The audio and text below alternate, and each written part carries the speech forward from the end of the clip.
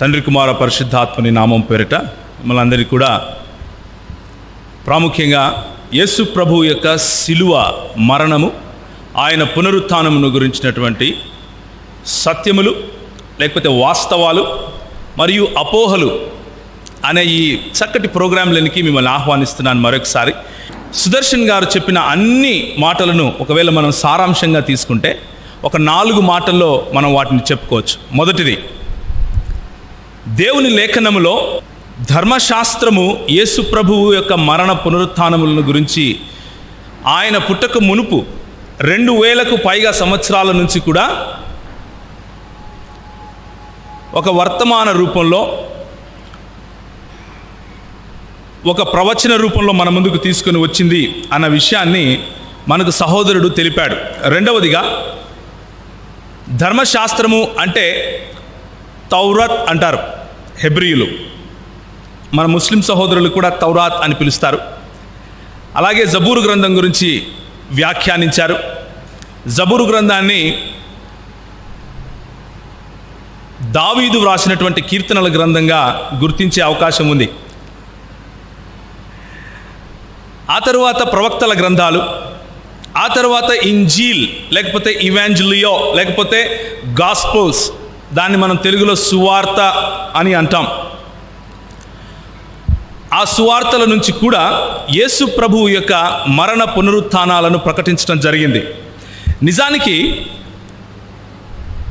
ధర్మశాస్త్రము, కీర్తనలు, ప్రవక్తలు మరియు సువార్తలు, ఈ 4 మనకు చాలు. ఈ 4 తప్ప వేరొక దైవ గ్రంథం ఉంది అని క్రైస్తవులకు చెప్పవలసిన అవసరం లేదు. నా చేతిలో ఉన్నటువంటి 66 పుస్తకాలు ఉన్నటువంటి బైబిల్ గ్రంథము దేవుని గ్రంథము. ఇది మాత్రమే లేఖనము అన్నది నా అభిప్రాయం. ఇది మాత్రమే లేఖనము అన్నది క్రైస్తవుల విశ్వాసం. ఎందుకు అంటే, యేసు ప్రభువు వారి మరణ పునరుత్థానాల తరువాత వారిని వెంబడించినటువంటి అపోస్తలులు, హవారీన్ అని పిలిచారు ఖురాన్ గ్రంథంలో వారిని.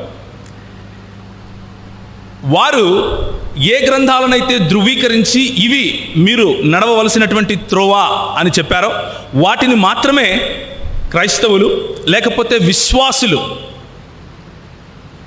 యేసు ప్రభువు యొక్క మరణ పునరుత్థానాలను విశ్వసించి, ఆయన తిరిగి కయామత్ కే దిన్ అంటే మమ్మల్ని తీర్పు తీర్చడానికి రాబోతున్నాడు, ఆ దినమున నన్ను లేపి అడిగినప్పుడు యేసు ప్రభువుకు నేను సమాధానం చెప్పాలి, కాబట్టి ఆయన నా చేతికి ఇచ్చినటువంటి గ్రంథాన్ని నేను పట్టుకుంటే చాలు అన్నటువంటి విశ్వాసంతో క్రైస్తవులు ముందుకెళ్తున్నారు.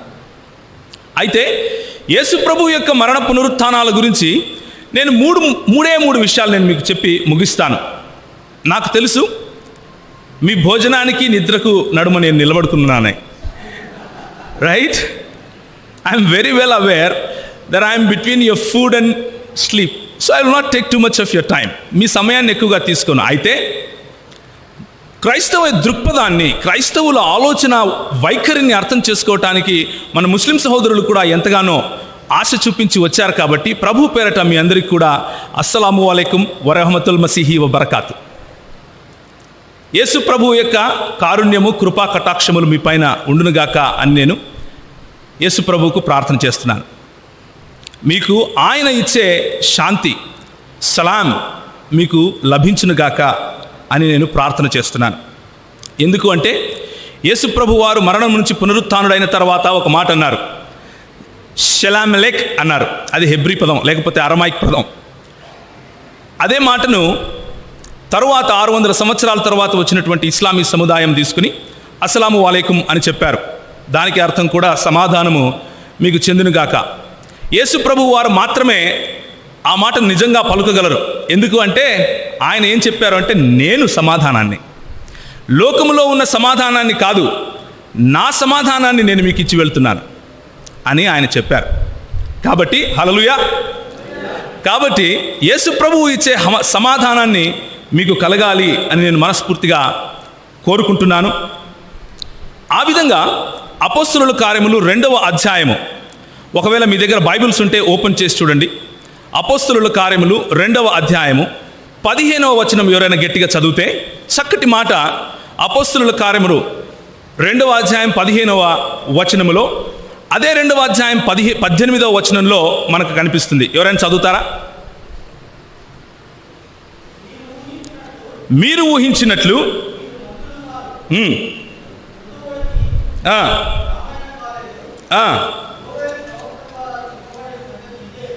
23వ వచనానికి వెళ్ళిపోదాం డైరెక్ట్గా.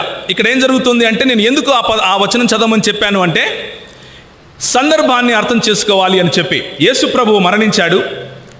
యేసు ప్రభువు మరణించి తిరిగి లేచిన తర్వాత ఆయన ఒక మాట చెప్పాడు హవారీయులకు, లేకపోతే ఆయనను అనుసరించే క్రైస్తవులు అని తరువాత పిలువబడినటువంటి శిష్యులకు. ఏమని చెప్తున్నాడు అంటే, మీరు ఇచ్చటనే యెరూషలేములోనే వేచి ఉండండి. మీపైన పరిశుద్ధాత్ముడు తన ప్రత్యక్షతను, తన కుమ్మరిస్తాడు. ఆ తరువాత మీరు యూదయలోను యెరూషలేములోను భూ దిగంతముల వరకు నాకు సాక్షులుగా ఉంటారు అని చెప్పాడు. ఆ మాట చెబుతూ పేతురు మాట్లాడుతున్నటువంటి మాట ఏమని మాట్లాడుతున్నాడు అంటే, 23వ వచనం, దేవుడు నిశ్చయించిన సంకల్పమును ఆయన భవిష్యత్ జ్ఞానమును అనుసరించి అప్పగించబడిన ఈయన మీరు దుష్టుల చేత సిలువ వేయించి చంపితిరి. యేసు ప్రభువు మరణించలేదు అని చెప్పటానికి మన మిత్రులకు ఉన్నటువంటి అపోహలు, లేకపోతే మన మిత్రులలో ఉన్నటువంటి ప్రశ్నలలో ఇది ఒకటి. ఏమిటి అంటే, యేసు ప్రభు చనిపోవటం దేవుని చిత్తమా? దేవుడెక్కడైనా తన ప్రవక్తలను చంపనిస్తాడా? దేవుడెక్కడైనా తనను నమ్మిన వారిని చస్తూ ఉంటే చూస్తూ ఉంటాడా అన్నటువంటి ప్రశ్న. అయితే నిజానికి వారు ఆ మాటను చెబుతూ ఏం చెప్తారు అంటే, ఇది ఎవరి చిత్తము? దుష్టుల చేత సిలువ వేయించారు. దుష్టుల చిత్తం, అది దేవుని చిత్తం కాదు, పరిసయ్యుల చిత్తము. ఎందుకు? యోహాను సువార్తలో వారు ఒక చోట గుమికూడి ఏమని ప్రణాళిక వేశారు, ఏమని ఆలోచన చేశారు? యేసు ప్రభువును చంపాలి అని ఆలోచన చేశారు. కాబట్టి అది పరిసయ్యులు మరియు శాస్త్రుల చిత్తము, అంతేకాని దేవుని చిత్తము కాదు. అయితే ఆ ప్రశ్నకు, ఇక్కడ నుంచి తీసుకున్నటువంటి ప్రశ్నకు సమాధానం కూడా ఇక్కడే ఉంటుంది. 3వ అధ్యాయము అపోస్తలుల కార్యములు 15వ వచనం చూస్తే, మీరు జీవాధిపతిని చంపితిరి. మీరు జీవాధిపతిని చంపితిరి. ఇక్కడ జీవాధిపతి ఎవరు? యేసు ప్రభు వారి గురించి, ఆయనను చంపటం గురించి చెబుతున్నాడు. దేవుడు ఆయనను మృతులలో నుండి లేపెను అని అంటున్నాడు. ఆ తరువాత 18వ వచనం, అయితే దేవుడు తన క్రీస్తు శ్రమపడునని సమస్త ప్రవక్తల నోట ముందుగానే ప్రవచించాడు. తన క్రీస్తు ఎలాంటి శ్రమ పడతాడని? చావు అనే శ్రమ పడతాడని 15వ వచనంలో మనం చూసాం. మీరు జీవాధిపతిని చంపితిరి. ఇది దుష్టుల చేత చంపారు దుష్టులు అన్నది ఎంత నిజమో, 23వ వచనంలో దేవుడు నిశ్చయించిన సంకల్పమును అన్న మాట గమనించాలి. ఎందుకు అపోహలు వస్తాయి అంటే, దేవుని వాక్యాన్ని సరిగ్గా చదవకపోతే వస్తాయి, సగం సగమే తీసుకుంటే వస్తాయి. దీన్ని చెర్రీ పికింగ్ అంటారు. దేవుని వాక్యాన్ని సంపూర్ణంగా చదివితే అక్కడే సమాధానం ఉంటుంది. సమాధానం ఏంటి? దేవుని సంకల్పము ఏమిటది? నీ కొరకు, నా కొరకు మన ప్రభు అయిన యేసుక్రీస్తు చనిపోవాలి అని, ఆయన తన సలాం మనకి ఇవ్వాలి అన్నది దేవుని సంకల్పం. ఎందుకు అంటే, మనము మన సొంత నీతి క్రియలతో సలాం సంపాదించుకోలేం. కాబట్టి మనము ఎంత ప్రార్థించినా, ఎంత నీతి కార్యాలు చేసినా, ఎంతగా పై మెరుగులు దిద్దినా, లోపల మనస్సు మాత్రం కుళ్ళుతోనే, పాపముతోనే ఉన్నది అని బైబిల్ చెప్పే సత్యం. కాబట్టి ఆ పాపములను గురించి మనల్ని మనం చనిపోయే సమయంలో అలా కాకుండా మనందరము చనిపోవటం ఇష్టం లేక ప్రభు అన్నాడు, నేను నా సంకల్పము చొప్పున, ఎఫెసీయులకు రాసిన పత్రిక 2వ అధ్యాయంలో, జగత్తుకు పునాది వేయబడక మునిపే క్రీస్తులో ఆయన మనల్ని ఏం చేశాడు? ఎన్నుకున్నాడు. జగత్తుకు పునాది వేయబడక మునిపే ఈరోజు మన సహోదరులు ఇక్కడ కూర్చుని సువార్త వింటారు అని ఆయన నిశ్చయించాడు. హల్లెలూయా! ఇది దేవుని నిశ్చయము. 2వ అపోహ, మొదటి అపోహ ఏంటంటే, ఇది దుష్టులు చంపారు అని అనుకుంటున్నారు. దేవుడు చంపాడు అని కాదు, కానీ దేవుని చిత్తము చొప్పున దుష్టులు ఆయనను సిలువ వేశారు. రెండవ అపోహను చూద్దాం. హెబ్రీయులకు రాసిన పత్రిక 11వ అధ్యాయం. హెబ్రీయులకు రాసిన పత్రిక 11వ అధ్యాయము 17వ వచనం ఎవరైనా గట్టిగా చదువుతారా?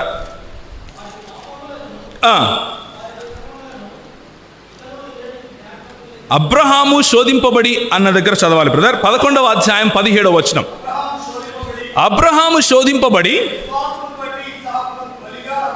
విశ్వాసమును బట్టి ఇస్సాకును బలిగా అర్పించెను. ఒక్క మాట. ఆదికాండము 22వ అధ్యాయంలో సహోదరుడు మాట్లాడుతూ ఇస్సాకును బలిగా అర్పించినటువంటి సందర్భాన్ని గురించి మాట్లాడాడు. అయితే ఇస్సాకును నిజంగా బలిగా అర్పించాడా అక్కడ అబ్రహాము? ఏమంటారు? అర్పించలేదు. ఇస్సాకు చనిపోలేదు. ఇస్సాకును చంపటానికి కత్తి తీసి ఆయన పైన వేయడానికి ముందే యెహోవా ఏం చేశాడు? ఆగుము. ఆ చిన్నవాడి పైన ఒక్క వేటు కూడా పడటానికి వీల్లేదు. ఆ తరువాత చూచుచున్న దేవుడవు నీవే, యెహోవా ఇరే. చూచుచున్న దేవుడు నీవే కాదు, యెహోవాయే చూచుకొనును. He will take care of me అన్నటువంటి మాట ఇస్సాకును రక్షించినటువంటి ప్రభువుకు అబ్రహాము పెడతాడు. కాబట్టి మన సహోదరులకు ఉన్నటువంటి అపోహ ఏమిటి అంటే, ఆనాడు ఇస్సాకు చనిపోయాడా?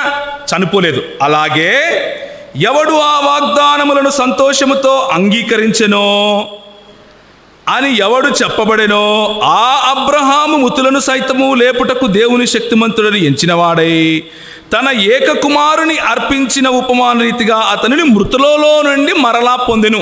చనిపోకున్నా కానీ మృతులలో నుండి పొందాడు. वो मरा नहीं है, फिर भी मृतकों में से उन्होंने पाया है उसे वापिस. ये कैसे?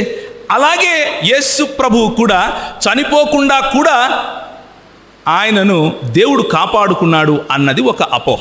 అయితే నేను ఇంతకుముందు చెప్పినట్లుగానే వాక్యాన్ని అక్కడ ఉన్నది ఉన్నట్లుగా చదివితే అక్కడే సమాధానం ఉంటుంది. ఒకసారి చదువుతారా? మృతులలో నుండి పొందెను అన్న దానిపైన ఎవరైనా ఒకసారి పబ్లిక్లో ఉన్న వాళ్ళు ఎవరైనా చదవండి. 17వ వచనం నుంచి మళ్ళీ.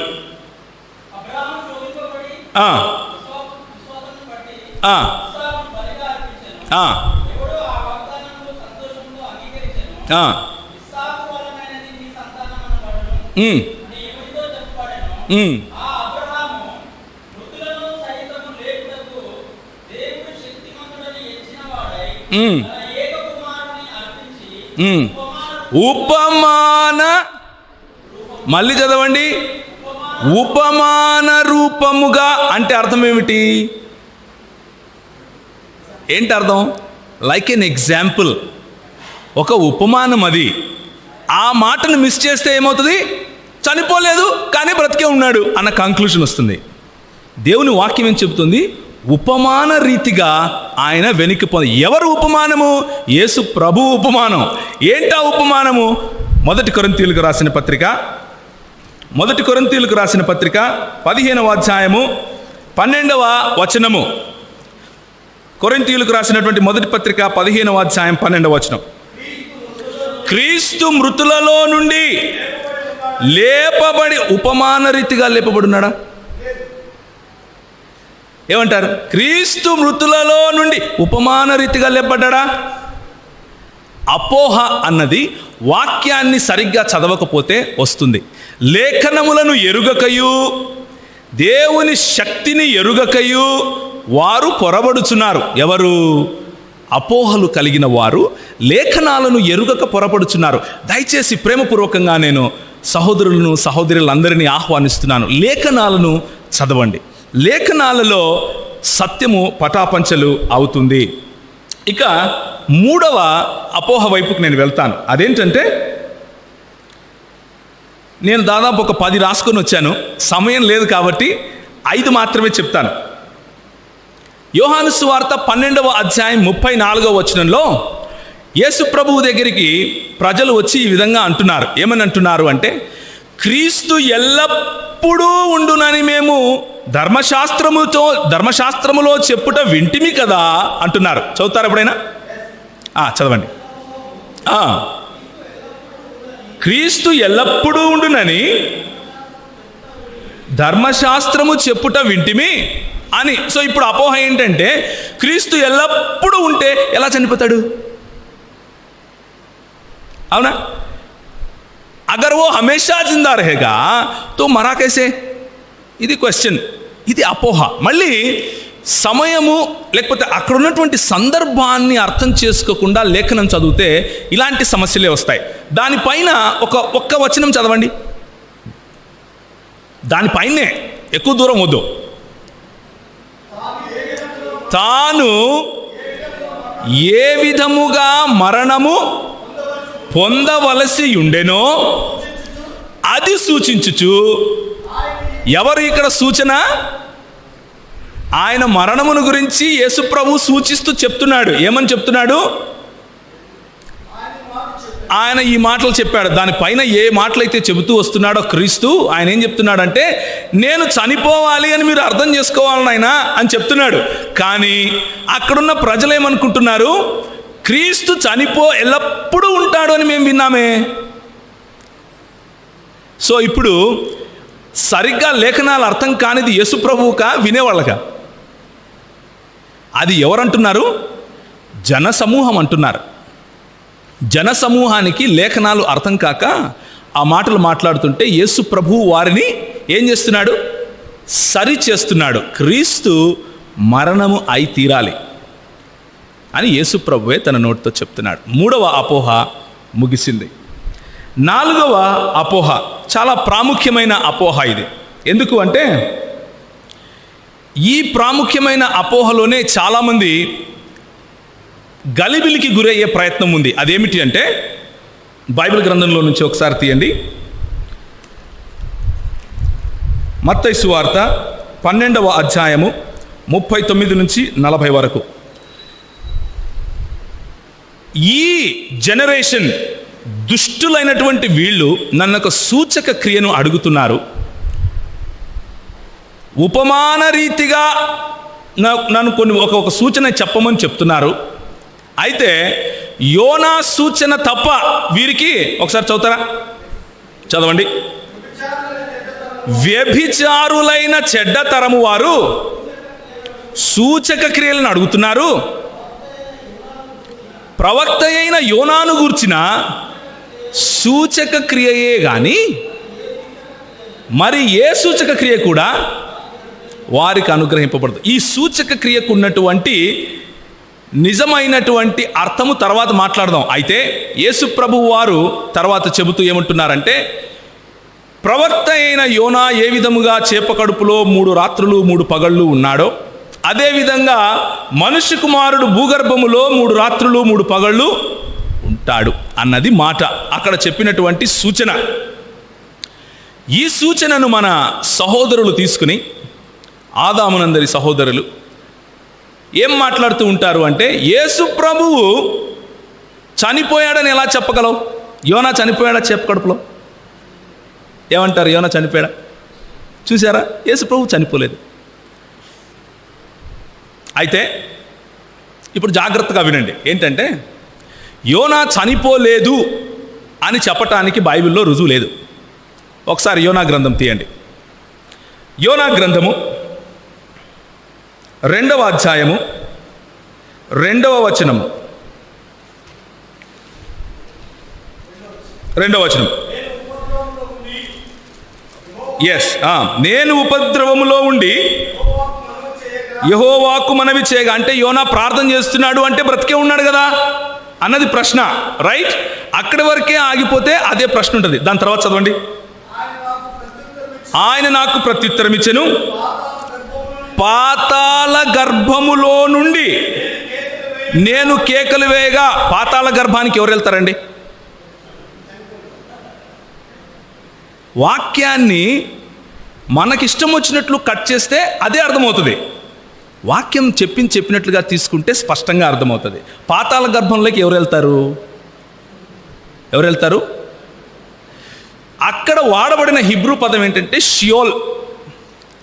షియోల్ అన్న పదానికి అర్థం ఏమిటి అంటే పాతాళము, చనిపోయిన వారు వెళ్ళే పూడ్చిపెట్టబడిన వాళ్ళు అనే అర్థం. యోనా ఏ విధంగా షియోల్కి వెళ్ళాడో, షియోల్లో చనిపోయిన వాళ్ళు వెళ్తారు, బ్రతికున్న వాళ్ళు వెళ్ళరు. 6వ వచనం చదువుతారా? నేను మరెన్నటికీ ఎక్కి రాకుండా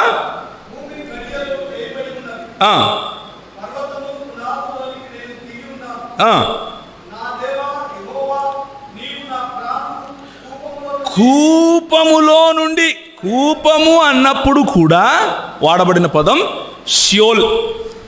షియోల్ అంటే అర్థం ఏంటంటే చనిపోయిన వాళ్ళు వెళ్ళే ప్రదేశం.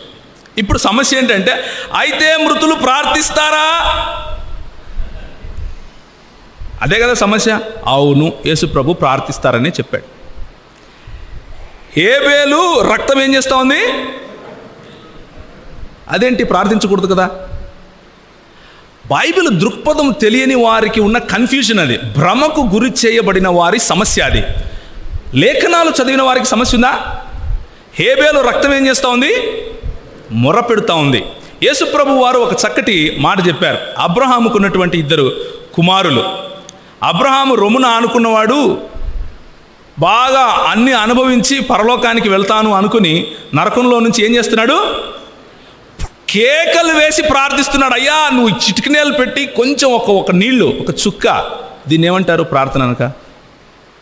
చనిపోయిన వాళ్ళు చేస్తారా? వింటాడా వినడా దేవుడు అనేది వేరే మాట. కానీ బైబిల్లో చనిపోయిన వారి ఘోష, వారి ప్రార్థన సాధ్యమే.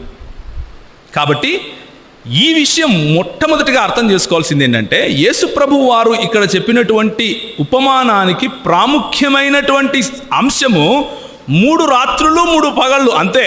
ఆయన చనిపోతాడా చనిపోడా అని కాదు. ఉదాహరణకు, నువ్వు సుదర్శనన్న, నువ్వు ఏ విధంగా అయితే హైదరాబాదుకు నిన్న ఉదయం బస్సులో వెళ్ళావో, నేను అలాగే రేపు బస్సులో వెళ్తాను అంటే నేనేం చెప్తున్నాను? బస్సులో వెళ్తానని చెప్తున్నాను. కామన్ సెన్స్ ఉన్న ప్రతి ఒక్కరికి అర్థమవుతుంది. అంటే ఎక్కడ ఒత్తిడి ఉంది ప్రభువు చెప్పే దాంట్లో, ఎక్కడ 2 సార్లు పలుకుతున్నాడో అక్కడ ఒత్తిడి ఉంది. ఏమన్నాడు ఆయన? ఏ విధంగా అయితే యోనా 3 రాత్రింబగళ్ళు చేప కడుపులో ఉన్నాడో, నేను అలా 3 రాత్రింబగళ్ళు. ఇక్కడ ఒత్తిడి ఎక్కడుంది? 3 రాత్రింబగళ్ళ పైన ఉంది. చనిపోయాడా లేదా అన్న దానిపైన కాదు. అయినా కానీ సమాధానం ఇచ్చాం మనం. 2వ మాట, యోనా 3 రాత్రింబగళ్ళు ఉన్నాడు. మరి యేసుప్రభు ఎక్కడున్నాడు? శుక్రవారం చనిపోయాడు, శుక్రవారం రాత్రి, శనివారం ఉదయం, శనివారం రాత్రి. ఒక రాత్రి ఒక పగలైపోయింది. ఇక్కడ ఒక రాత్రి ఉంది. మళ్ళీ మరుసటి రోజు ఉదయాన్నే లేచాడు. సో ఒక పగలు తీసుకుందాం. మిగిలిన రాత్రులు ఎక్కడా? మిగిలిన పగళ్ళు ఎక్కడా? ఓ సంతోషపడిపోతారు. క్రైస్తవులు దెబ్బ కొట్టేశాం. క్రైస్తవులు ప్రేమపూర్వకంగా మాట్లాడే ప్రజలు. క్రైస్తవులు మీరు దెబ్బ కొడితే ఇంకోటి కొట్టించుకుంటారు. ఎందుకంటే వాళ్ళ ప్రభువు నేర్పించింది అదే. కానీ క్రైస్తవులకు ఇంకొక ఆజ్ఞ ఉంది. అదేమిటి అంటే, 1 పేతురు 3వ అధ్యాయం 16వ వచనం ఏమని చెప్తాడు అంటే, నీ నిరీక్షణను బట్టి హేతువు అడిగే ప్రతివానికి సాత్వికముతోనూ భయముతోనూ సమాధానం చెప్పాలి. సాత్వికం ఎందుకు అంటే, మా ప్రభు మనకు అదే నేర్పించాడు. ఆయన అన్నాడు, నేను మిక్కిలి సాత్వికుడును, నా దగ్గరకు వచ్చి నేర్చుకోండి అన్నాడు. ఆయన ఇంకొక మాట అన్నాడు, భయము కలిగి ఉండాలి. ఎవరికి? దేవునికి. ఒకానొక రోజు ఆయన ప్రశ్నిస్తాడు. నీ ముందు నీ సహోదరుడు కూర్చున్నాడు, ఆయనకు అర్థమయ్యే విధంగా, ఆయనను గెలుచుకునే విధంగా నువ్వు చెప్పావా? అందుకనే మా ప్రాణాలను సైతం లెక్క చేయకుండా అడవుల్లోకి కూడా వెళ్తారు. ఎందుకు? మిక్కిలి భయముతోనూ సాత్వికముతోనూ ప్రశ్నించే ప్రతి వారికి సమాధానం చెప్పడం మనకు ఇచ్చినటువంటి ఆజ్ఞ. ఆ ఆజ్ఞ మేరకు ప్రేమపూర్వకంగా మనం చెప్పాల్సిన విషయం ఏంటంటే, ఇప్పుడు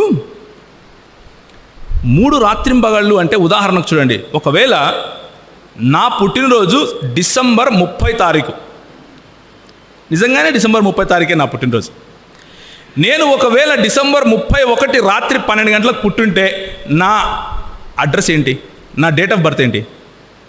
ఈ సంవత్సరంలో ఉంటానా, ఆ సంవత్సరంలో ఉంటానా? నేను ఒకవేళ 79లో పుట్టాను అనుకోండి, 31 రాత్రి 12కి పుడితే నాదేమవుతుంది? 1 సెకండ్ తేడా అయినా కానీ మొత్తం సంవత్సరం లెక్క పెడతాం. అది మనం లెక్క పెట్టే పద్ధతి. అలాగే ప్రతి సంస్కృతికి ఒక పద్ధతి ఉంటుంది. నేను ఆలోచించే పద్ధతిని ఆనాడు హెబ్రీయులు ఆలోచించే పద్ధతిలోకి వెళ్ళి ఫిట్ చేయాల్సిన అవసరం లేదు. హెబ్రీయులు ఆలోచించే పద్ధతి ఏంటి అంటే, వాళ్ళు 3 రోజులను 3 రాత్రిళ్ళు 3 పగళ్ళు అని పలుకుతారు. అది వాళ్ళ భాష, అది వాళ్ళ సంస్కృతిలో వాళ్ళకు ఉన్నటువంటి భాష. ఉదాహరణకు మోషే 40 దినములు 40 రాత్రులు ఏం చేశాడు? ఉపవాసం చేశాడు అని ఉంటుంది. కానీ ఆయన 40వ దినమున దిగి వచ్చినట్లు కూడా ఉంటుంది. అలాగే ఎస్తేరు గ్రంథం, ఒకసారి ఎస్తేరు గ్రంథం వెళ్తారా? ఎస్తేరు గ్రంథము 4వ అధ్యాయము 16వ వచనం. రైట్, చదవండి. నీవు పోయి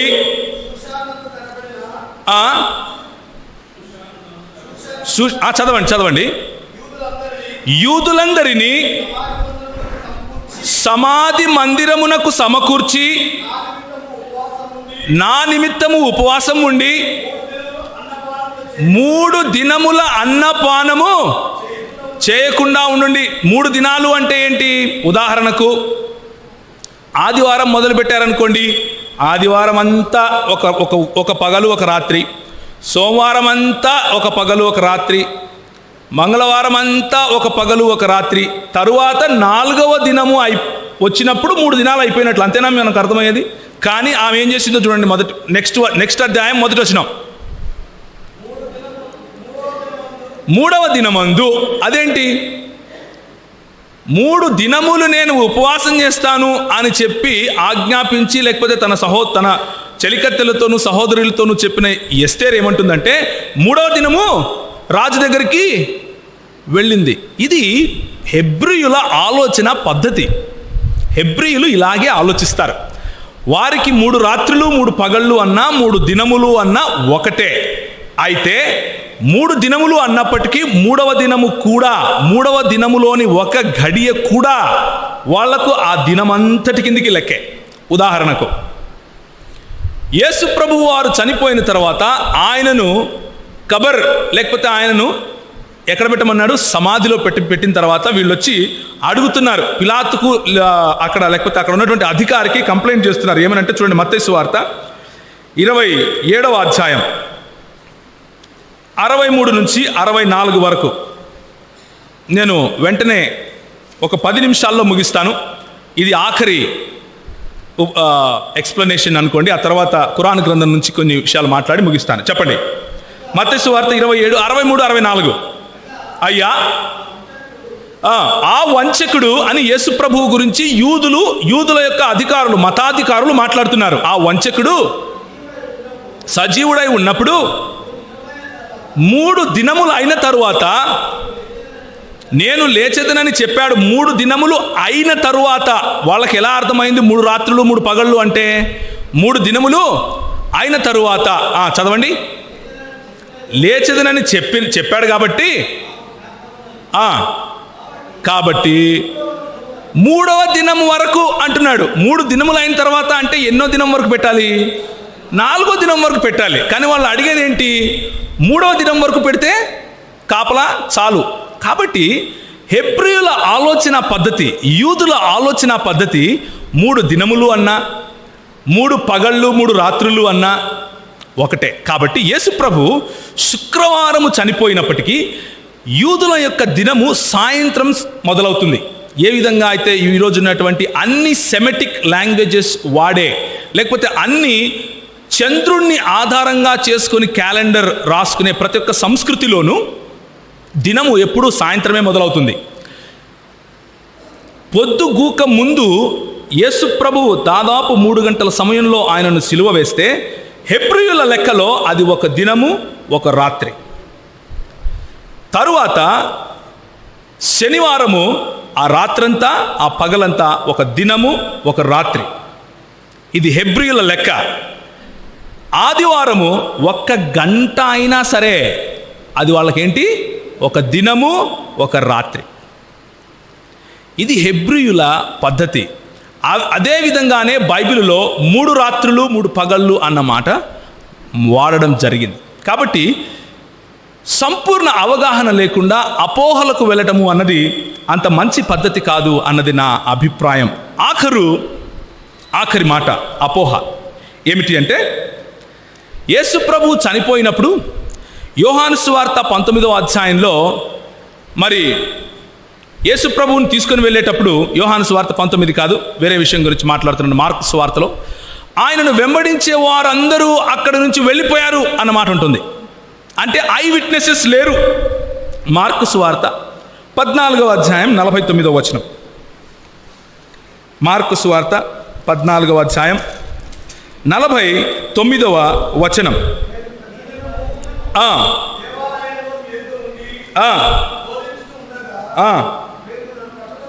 ఓకే, అయితే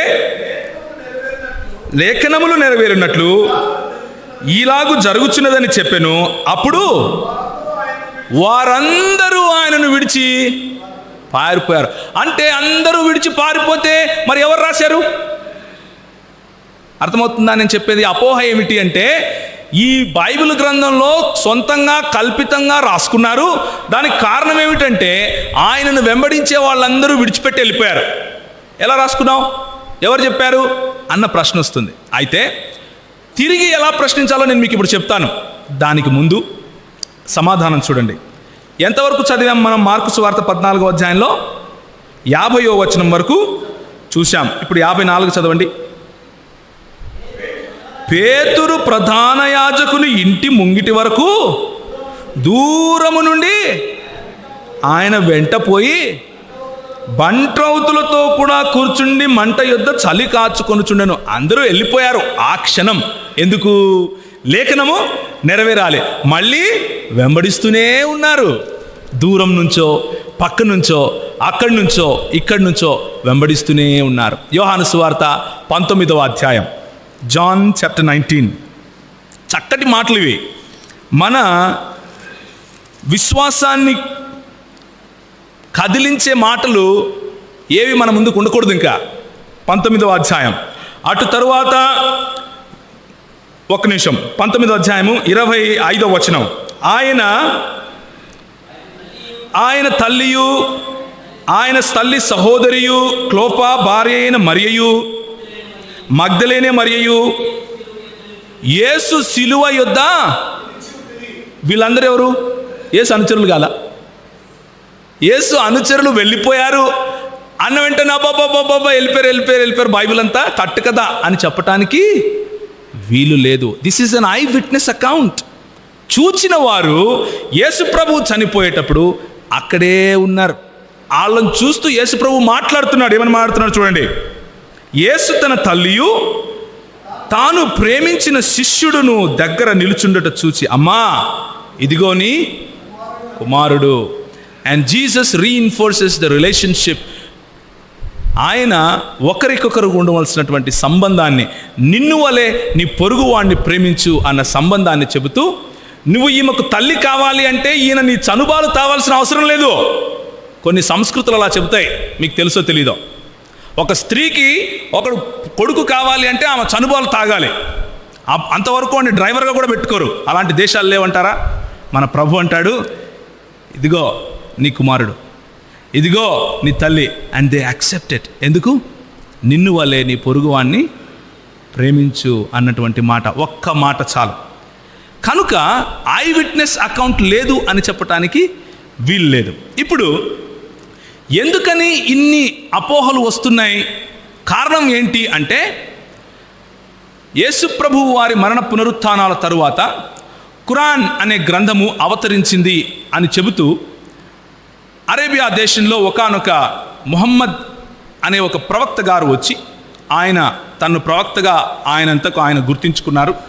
ఆయనను ప్రవక్తగా గుర్తించవలసిన అవసరము, లేకపోతే అలాంటి కమాండ్మెంట్ బైబిల్లో మనకు లేదు కాబట్టి మనం ఆయన ప్రవక్త అని పిలవవలసిన అవసరం లేదు. అయితే మన ముస్లిం సహోదరులకు ఆయన ఒక ప్రవక్తగా కాబట్టి గౌరవించి మాట్లాడితే తప్పు కూడా లేదు. మొహమ్మద్ సాహబ్ గారు ఈ పుస్తకాన్ని తీసుకొని వచ్చినప్పుడు 4వ అధ్యాయము 155వ వచనం నుంచి 157వ వచనం వరకు ఈ విధంగా అంటున్నాడు. ఏమని అంటున్నాడు అంటే, అల్లాహ్ ఈ విధంగా మాట్లాడుతున్నారంట. ఇంతకుముందు 3వ అధ్యాయం 55వ వచనం మన సహోదరుడు చెప్పాడు. ఏమని చెప్పాడు అంటే, వమకరు వమకరల్లాహు, వారు ఎత్తులు వేశారు, అల్లాహ్ కూడా ఎత్తులు వేశాడు. అల్లాహ్ ఖైరుల్ మక్రిన్ అంటే అల్లాహ్ ఎత్తులు వేయటంలో మేటి. ఎవరు? వారు పన్నాగములు పన్నారు, అల్లాహ్ కూడా పన్నాగములు పన్నాడు. పన్నాగములు పన్నటములో అల్లాహ్ మేటి. బైబిల్లోని దేవుడు పన్నాగములు పన్నడు. బైబిల్లోని దేవుడు పన్నాగములు పన్నడు. 4వ అధ్యాయము 155వ వచనం నుంచి 157వ వరకు ఏముంటుంది అంటే, వమా ఖతలుహు వమా సలబుహు, ఆయనను వారు సిలువ ఎక్కించను లేదు, ఆయనను చంపను లేదు. ఇది దాని సారాంశం అనుకోండి. పెద్ద మనకు సమయం లేదు కదా. మసీహ్ మరియం కుమారుడైన ఈసా అనే దైవ ప్రవక్తను వీరు చంపాము అని అనుకుంటున్నారు. నిజానికి వారు ఆయనను సిలువపైకి ఎక్కించను లేదు, వారు ఆయనను చంపను లేదు. వమా కతలుహు యకీనా, నిశ్చయముగా వారు ఆయనను చంపలేదు అని ముస్లిముల గ్రంథమైనటువంటి ఖురాన్ చెబుతా ఉంది. అయితే దాంతోపాటు ఇంకొక మాట కూడా చెప్పింది. ఏమనంటే, వారు భ్రమకు గురి చేయబడ్డారు అని చెబుతా ఉంది. కాబట్టి ఈ భ్రమ, కాబట్టే ఈ అపోహ. ఏంటా అపోహ? యేసు ప్రభు చనిపోలేదు అని నిరూపించాలి. ఎందుకు నిరూపించాలి? అలా నిరూపించబడకపోతే ఇందులో ఉన్నటువంటి ఆయతు తప్పవుతుంది కాబట్టి. రైట్? సో ఇదే ఖురాన్ గ్రంథము 19వ అధ్యాయంలో కనుక మనం చూస్తే ఒక చక్కటి మాట ఉంటుంది. ఇదే ఖురాన్ గ్రంథము 19వ అధ్యాయం నేను తీసి చదువుతాను. సమయం లేదు కాబట్టి త్వరగా చదివే ప్రయత్నం చేస్తాను. సూరతుల్ మరియం 31వ అధ్యాయము వచనము, నేను ఎక్కడున్నా సరే ఆయన నన్ను శుభవంతునిగా చేశాడు.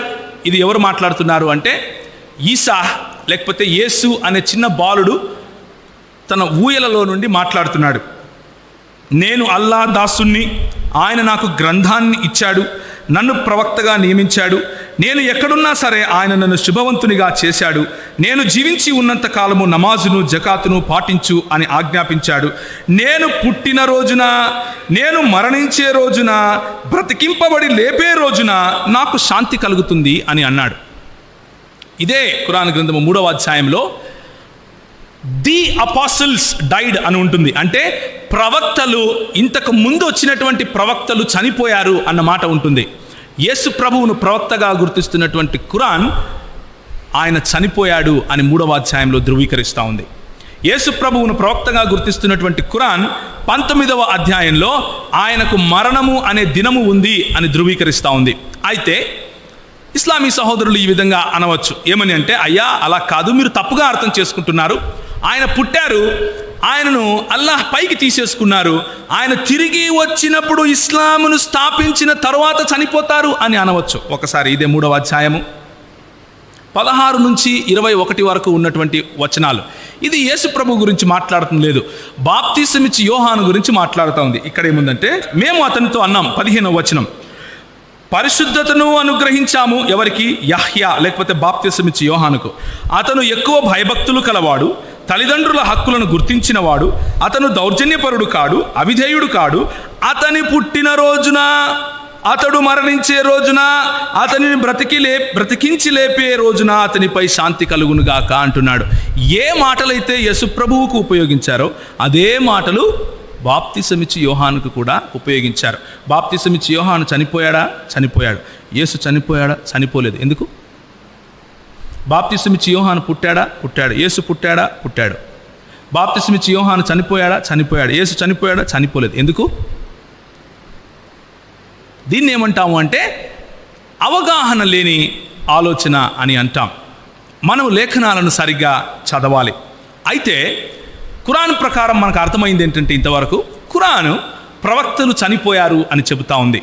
ముహమ్మద్ గారి కంటే ముందు వచ్చిన ప్రవక్తలు చనిపోయారు అని చెబుతా ఉంది. అదే ఖురాను యేసు ప్రభువును ప్రవక్తగా గుర్తిస్తూ ఉంది. అదే ఖురాను యేసు ప్రభువుకు మరణదినము ఉంది అని చెబుతా ఉంది. మరణదినము ఉంది అని చెప్పింది ఇప్పుడు కాదు, జరగబోయేది అని అంటే అదే మాటను యోహానుకు కూడా వ్రాశారు కాబట్టి అది ఎందుకు కాదు అని అడుగుతున్నాం. కాబట్టి ఇప్పుడు మళ్ళీ ఒకసారి 4వ అధ్యాయానికి వస్తే అక్కడ ఏముంటుంది అంటే, వారు ఆయనను నిశ్చయముగా చంపలేదు. అవును, యూదులు చంపలేదు. యూదులు అనుకుంటున్నారు మేము చంపామని. మనం ఏం చదివాం? అపోస్తలులకు రాసిన పత్రిక 2వ అధ్యాయంలో ఏం చదివాం? దేవుని సంకల్పమును బట్టి. ఇది దేవుని సంకల్పం, యూదులది కాదు. అవును, యూదులు చంపలేదు. ఖురాన్ ఏం చెప్తా ఉంది అంటే, యూదులు ఆయనను సిలువేయలేదు, యూదులు ఆయనను చంపలేదు. అవును, బైబిల్ ఏకీభవిస్తుంది ఈ మాటతో. యూదులు ఆయనను చంపలేదు. యూదులు అనుకుంటున్నారు మేము చంపామని, కానీ నిజానికి ఇది దేవుని సంకల్పం. యేసుప్రభు స్వచ్ఛందంగా తన ప్రాణం పెట్టాడు. యేసుప్రభు స్వచ్ఛందంగా తన ప్రాణాన్ని వెనక్కి తీసుకున్నాడు. కాబట్టి ఉదాహరణకు మహాత్మా గాంధీ గారిని నేను చంపాను అంటూ అక్కడ నుంచి ఒక పిచ్చోడు వచ్చాడు అనుకోండి, నేను ఈ పిస్తోల్తో చంపాను అంటున్నాడు. మనం ఏమంటాం? నిశ్చయంగా వీడు ఆయన్ను చంపనే లేదు, పిస్తోల్తో కాల్చనే లేదు అంటాం. ఎందుకు అంటే ఆయన చనిపోలేదనా? అర్థమవుతుందా మీకు నేను చెప్పేది?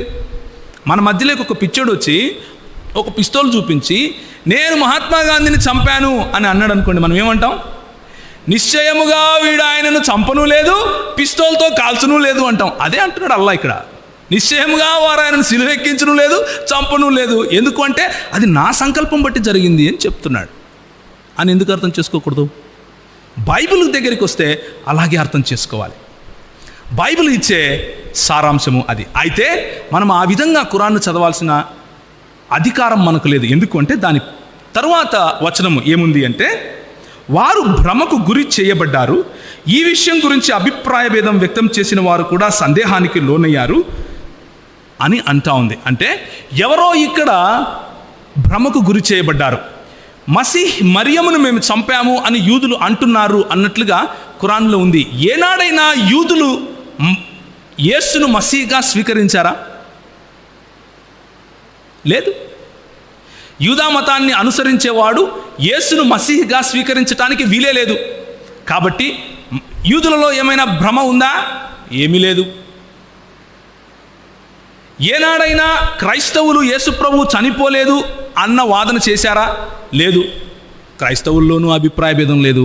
ఇక అభిప్రాయ భేదం ఉన్నది ఎక్కడ అని అంటే, ద హిస్టరీ ఆఫ్ అల్ తబరీ అన్నటువంటి ఒక పుస్తకం ఉంటుంది. ద హిస్టరీ ఆఫ్ అల్ తబరీలో ఏముంటుందంటే, ఇది నేను రాసుకున్నటువంటి పుస్తకం కాదు, మొహమ్మద్ గారి సాహెబాన్ అంటే ఆయనను అనుసరించిన వాళ్ళలో ఒకరైనటువంటి తబరీ గారు రాసినటువంటి పుస్తకం. ఆ పుస్తకంలో 5 రకాలైనటువంటి వైకల్పములు లేకపోతే 5 రకాలైనటువంటి ప్రత్యామ్నాయాలు చెప్పారు. యేసు ప్రభు చనిపోకుండా ఉండటానికి ఈ పాసిబిలిటీస్ ఉండొచ్చు. ఏంటంటే, మొదటిది, యూదా అనే ఒక వ్యక్తి యేసు ప్రభువులాగా కనిపించేలా దేవుడు చేశాడు. నంబర్ 1. నంబర్ 2, ఇది ఇస్కరియోతు యూదా కాదు, మామూలు యూదా ఎవడో. నంబర్ 2, అక్కడున్నటువంటి ఒక తోటమాలిని యేసు ప్రభువులాగా కనిపించేలా దేవుడు చేశాడు కాబట్టి అతన్ని పట్టుకుని వెళ్ళి సిలువేశారు. నంబర్ 2. నంబర్ 3, అక్కడున్నటువంటి శిష్యులలో ఒకరికి యేసు ప్రభు అన్నాడు, మీరు గనక నా పక్షాన చనిపోతే నేను మీకు తప్పకుండా స్వర్గం ఇస్తానని. ఆయన ఒప్పుకొని ఆయన పక్షాన చనిపోయాడు. నంబర్ 3. బేసిక్గా దీన్ని ఏమంటారు అంటే రీప్లేస్మెంట్ థియరీ అంటారు. యేసు ప్రభు పక్షంగా ఎవరో చనిపోయేలా అల్లాహ్ చేశాడు. అయితే ఇక్కడ ఒక సమస్య ఉంది. ఇప్పుడు ముస్లిం సముదాయం మొత్తంలో లేకపోతే ఇలాంటి ఆలోచించే కాదియానీ సముదాయంలో లేకపోతే ఇంకా చాలామంది ఉన్నారు. వాళ్ళు మాత్రమే కాదు, ఇంకా చాలామంది సహోదరులు ప్రశ్నిస్తారు. వాళ్ళందరిలో ఉన్నటువంటి సమస్య ఏమిటి అంటే, అపోహ ఏమిటి అంటే, గలిబిలి ఎవరిలో ఉంది? ఇప్పుడు క్రైస్తవుల్లో ఉందా? లేదు. యూదుల్లో ఉందా? లేదు. ఎవరు చనిపోయారు అన్న దాంట్లో గలిబిలి ఎవరి దగ్గర ఉంది? యేసు ప్రభు చనిపోయాడు అని క్రైస్తవులు చెప్తున్నారు, యూదులు చెప్తున్నారు. కాదు, యూదా అయి ఉండొచ్చు, ఇస్కరియోతు యూదా అయి ఉండొచ్చు, లేకపోతే తోటమాలి అయి ఉండొచ్చు, లేకపోతే సోల్జర్ అయి ఉండొచ్చు అని అన్న గలిబిలి ఎవరిలో ఉంది? ఆ ప్రశ్న వేసేవారిలో ఉంది. సందేహానికి లోనైంది ఎవరు? ఆ ప్రశ్న వేసేవారు. కాబట్టి నేను మీకు ఈరోజు చెప్పేది ఏమిటి అంటే, ఏ రకంగా తీసుకున్నా ఖురాన్ గ్రంథం కూడా యేసు ప్రభు చనిపోయాడని, ఆయన తిరిగి లేచాడని, ఆయన తిరిగి రాబోతున్నాడు అని చెబుతున్నట్లుగా మనం ఇంతవరకు చూసాం. ఖురాన్ గ్రంథాన్ని కాంటెక్స్ట్లో, సందర్భంలో చదివితే మనకు అదే అర్థం అవుతా ఉంది. ముహమ్మద్ ప్రవక్త గారు చనిపోతూ అక్కడ ఉన్నటువంటి సాహిబాన్కి ఒక మాట చెప్పాడు. నేను మీకు ఒక దివ్యమైనటువంటి మాట చెబుతాను, ఇది సహీ అల్ బుఖారీలో ఉంటుంది. నేను మీకు ఒక దివ్యమైనటువంటి మాట చెప్తాను, ఈ మాట కనుక మీకు తెలిస్తే మీరు సన్మార్గంలో నుంచి ఎప్పుడూ తప్పిపోరు అని అన్నారు. కానీ అక్కడున్నటువంటి సాహిబాన్, అక్కడున్నటువంటి తన అనుచరులు, లేదు మా దగ్గర ఖురాన్ ఉంది, నువ్వు చెప్పవలసిన అవసరం లేదు అని అన్నారు. కనుక ఆ మాట ముహమ్మద్ గారు చెప్పకుండానే చనిపోయారు. నా ఉద్దేశంలో ముహమ్మద్ గారు ఆనాడు ఏం చెప్పుంటారో తెలుసా? ఒకవేళ వీళ్ళు గనక పెన్ను పేపర్ తెచ్చుకుంటే, యేసు ప్రభువు నిశ్చయంగా చనిపోయి తిరిగి లేచాడు, ఆయన దేవుడు అని చెప్పుంటారు. నా ఉద్దేశంలో మనం గనక అందరు ప్రవక్తలు చెప్పినటువంటి మాటలను, అందరూ విఘ్నులు చెప్పినటువంటి మాటలను, ధర్మశాస్త్రం చెప్పినటువంటి మాటలను, చదువుకున్న వారు చెప్పినటువంటి మాటలను, అనుభవం ఉన్న ఎవరైనా సరే వారు చెప్పినటువంటి మాటలను చూస్తే, యేసు ప్రభువు శిలువపై చనిపోయాడని, ఆయన తిరిగి లేచాడని, ఆయన తిరిగి రాబోతున్నాడని, ఆయన సజీవుడైన దేవుడు అని మనకు అర్థమవుతుంది. దయచేసి ఒకసారి లేచి నిలబడినట్లయితే ప్రకటన గ్రంథము 5వ అధ్యాయం చదివి నేను ముగిస్తాను. క్షమించండి, ప్రకటన గ్రంథం 1వ అధ్యాయంలోనే చదువుదాం. నేను 1వ అధ్యాయం చదువుతాను, మీరు 5వ అధ్యాయం చదువుదురు కానీ నేను 1వ అధ్యాయం చూస్తాను. యేసు ప్రభువు తిరిగి లేచి మేఘారూఢుడై తన తండ్రి వద్దకు వెళ్ళి ఈ మాట చెప్తున్నాడు. ఏం చెప్తున్నాడు తెలుసా? ఇదిగో ఆయన మేఘారూఢుడై వచ్చుచున్నాడు, ప్రతి నేత్రము ఆయనను చూచును, ఆయనను పొడిచిన వారు కూడా చూస్తారు. ఎవరు తెలుసా పొడిచింది? యూదులు కాదు, రోమీయులు కాదు, నువ్వు నేను, మనం ఆయనను పొడిచాం. మన పాపములు ఆయనను పొడుస్తున్నాయి, మన అపనమ్మకం ఆయనను పొడుస్తూ ఉంది. ఆయనను పొడిచే వాళ్ళు కూడా చూస్తారు. సహోదరుడా, నువ్వు చూస్తావు ఆయన వచ్చేది. నేను మొదటి వాడను, కడపటి వాడను, జీవించువాడను, మృతుడనైతిని గాని ఇదిగో యుగ యుగములు సజీవుడనై ఉన్నాను. మొదటివాడు, కడపటివాడు దేవుడు తప్ప ఇంకొకరు కావటానికి ఖురాన్ ప్రకారము వీల్లేదు, బైబిల్ ప్రకారము వీల్లేదు. ఒకవేళ అది నిజమైతే యేసు ప్రభువు దేవుడు. యేసు ప్రభువును పొడిచిన వారు చూస్తారు. 5వ అధ్యాయం